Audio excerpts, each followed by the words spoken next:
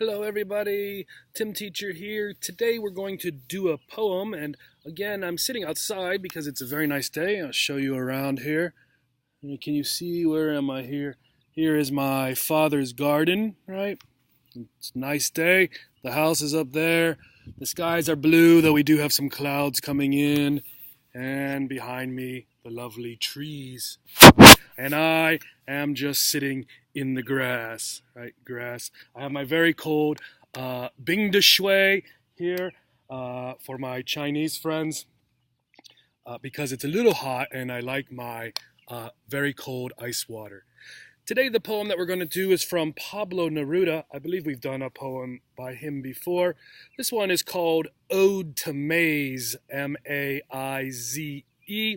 It's a little bit long, but I believe the majority of the language in it is not very, very difficult. So I think that you can understand it when you read it. This will be a very good one to practice, even part of it speaking out loud. See if you can guess what you think that maize is, and then I will tell you at the end, and you can see if you were right. So Ode to Maize by Pablo Neruda.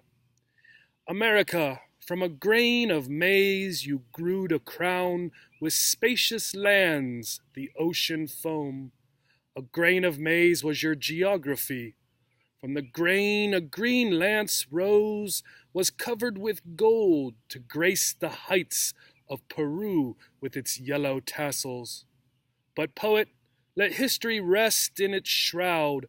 Praise with your lyre the grain and its granaries. Sing to the simple maize in the kitchen.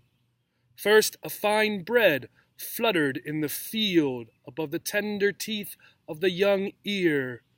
Then the husks parted and fruitfulness burst its veils of pale papyrus, that grains of laughter might fall upon the earth. To the stone in your journey you returned.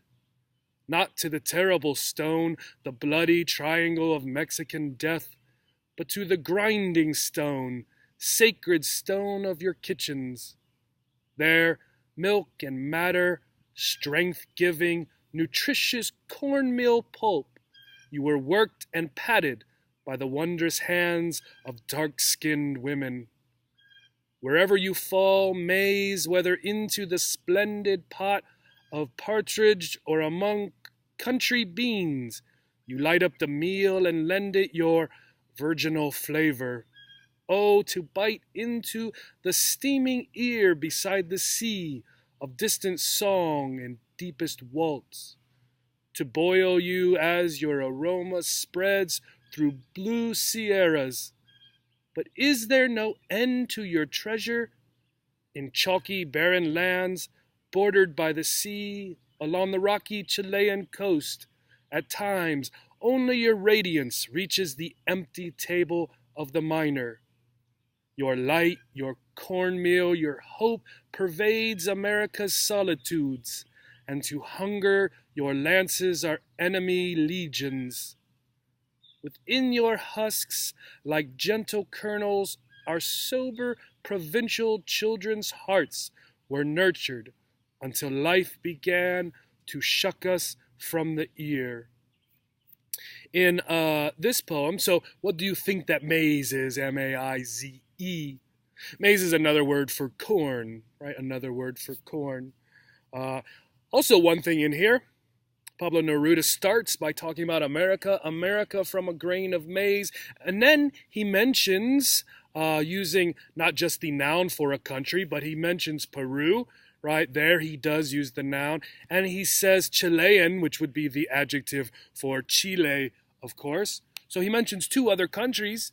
You might be confused because he started off talking about America, and then he talks about these two countries. For many of my students, you might not know this, America actually refers to more than just the United States of America. It refers to both the countries of North and South America and Central America, right? So we can talk about Canada all the way down to Chile and Argentina and Brazil and all the countries in between. I hope you enjoyed the poem. Give it a try, speak it out loud, read it. It is a great celebration of something very important to so many cultures throughout the world. Bye-bye. Have a great day.